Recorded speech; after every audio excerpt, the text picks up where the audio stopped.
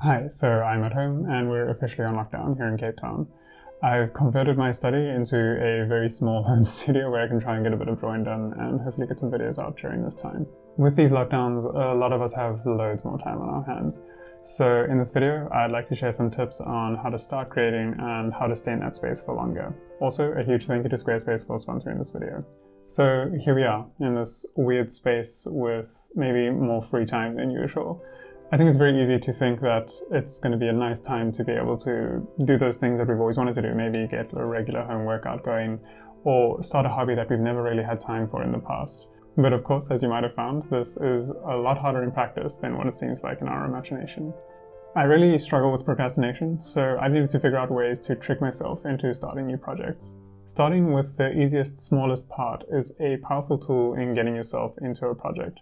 If you can convince yourself to draw a single line, the odds that you might draw that next line are a lot higher than if you hadn't started at all. What I'm trying to say is if you focus on trying to do the whole project from the beginning, it's really difficult and there's a lot of anxiety around that. But if you can convince yourself to just take that first very small step, you've already overcome something, you've already started something, and building up from that foundation is a lot easier than trying to tackle the whole project in your mind.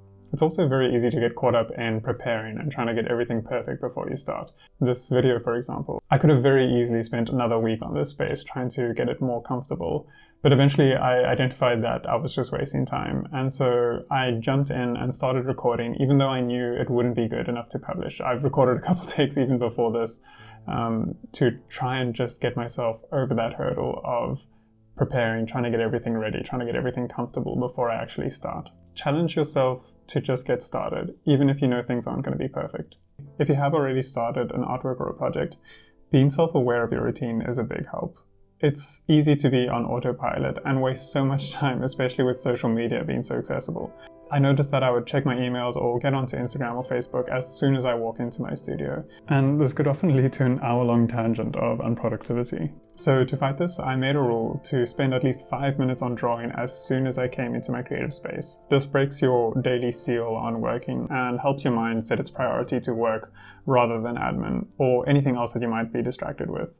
From here, you can then check emails or social media, and it's a lot easier to have that voice in the back of your head saying you should get back to your work or your project than if you hadn't done it at all. Okay, so another tip, and I think this is probably the most important one, is to show friends and family what you're working on. Get advice and opinions from the people close to you. We are riddled with complexes, and for whatever reason, it's so easy to be shy or just not want to share what we're working on with the people around us. It's easy to hold yourself to this crazy high standard and maybe feel ashamed of not being great at what you're trying to do, but sharing your process with people important to you is so helpful on so many levels. Firstly, just holding you accountable. People can see if you stop sharing with them and they might ask you what happened to that project you're working on. So I challenge you to find someone that you trust, tell them what you're doing and share your progress with them. Secondly, it also just gets more eyes onto your work. If you're feeling stuck, having someone to brainstorm with is immensely helpful. Even if they say something that doesn't sit well with you, being able to share something with someone and have them test your own conviction about your own ideas is so helpful. It's a great way to self-check to see how strong you feel about your own opinions. Okay, so a quick shout out from this video sponsor, Squarespace. It goes a long way to help sustain this channel and to keep creating these videos. But more importantly, they're a company I'm very happy to promote because I really feel they can help other artists and creatives looking to pursue a career in their field. It's so important to have an online portfolio which can help clients find you and to provide an easy platform for them to get in touch with you. And for me, I just felt that Squarespace did that effortlessly. I never had to patch or upgrade anything. I could register a domain with them or set up an online store, and most importantly, I could design my portfolio and show my work the way that I wanted to. Also, every time I got stuck, their amazing support team helped me out instantly. So if you're looking at building a website, give Squarespace a try, and if you decide that you love it, use this offer code and get 10% off your first purchase. Another big tip if you're working on a big project is to try and end your day on a high. Often we stop working when things have gotten a little bit difficult. And this creates a bit of anxiety around the project and makes it a lot harder to get back into it the next day. It's important to try and cultivate a positive emotional relationship with your project. I know this sounds weird, but if you can end your project on a high, as in focus on a part that is easy for you to do or that you can get a bit of satisfaction out of rather than the really difficult part that you've been struggling with, it's a lot easier to pick up that project the next day. Just try and give yourself the best chance of being positive with your artwork by ending off each day on a good note. So lastly, and I think this might apply to most of us, it's really difficult to finish these projects.